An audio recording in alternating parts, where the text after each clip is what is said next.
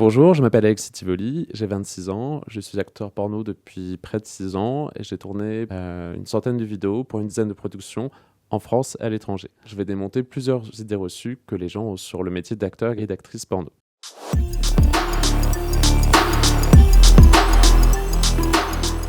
Et c'est souvent très faux puisque un acteur ou une actrice débutante va être payé entre 100 et 300 euros la scène.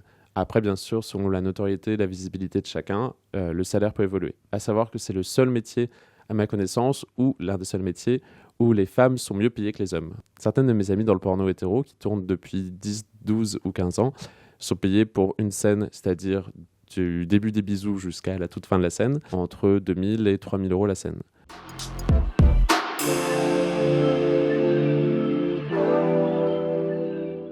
Alors, il faut savoir qu'on choisit rarement nos partenaires, mais on a toujours un droit de veto sur les personnes avec qui on va faire une scène. On a la main et le choix sur le type de pratique qu'on va avoir, heureusement. Et souvent, on a une vie à côté. Certains sont médecins, chirurgiens. Et ça rejoint un peu aussi des reçus que souvent on fait du porno juste parce qu'on ne peut rien faire d'autre. Personnellement, j'ai un master. La plupart de mes amis sont soit étudiants, soit diplômés, ont de bonnes positions. Donc au sujet de ces personnes qui ont des diplômes et une vie à côté, je prends l'exemple de Lisa Del Sierra, qui est infirmière à côté, qui a d'ailleurs rencontré beaucoup de difficultés dans son métier, puisqu'on avait tendance à la mettre à l'arrière de toutes les consultations médicales et de toutes les interventions, puisqu'on ne voulait pas que la visibilité qu'elle avait dans le porno puisse lui être dommageable, alors qu'en fait, c'était la mettre à l'écart vraiment qui lui a causé de la peine, puisque elle avait voulu justement pouvoir s'exprimer et évoluer autre part que dans le porno.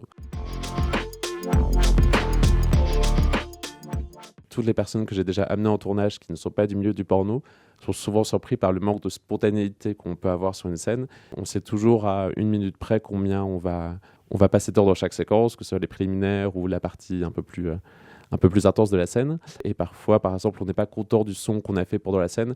Donc je me suis déjà vu prendre un café et finir la scène sur l'audio, c'est-à-dire que je prenais mon café et je continuais à faire le son que j'avais fait pendant la scène juste pour rajouter en supplément. Parfois, on enchaîne des tournages qui durent 4 ou 5 jours, ou physiquement on est tous très fatigués, ou certains ont des problèmes mécaniques, ce qui arrive, parce que le corps n'est pas une machine. Il nous arrive de faire de fausses éjaculations avec plein de choses différentes, soit du Gaviscon qui est cette espèce de solution buvable blanche, soit du lait concentré ou du lubrifiant blanc. On essaie de le faire au minimum, mais vous en avez forcément déjà vu et c'est très, très trompeur. Ce que vous voyez dans les tournages et sur les vidéos, ça reste du cinéma par des acteurs confirmés professionnels qui sont consentants et qui savent ce qu'ils font.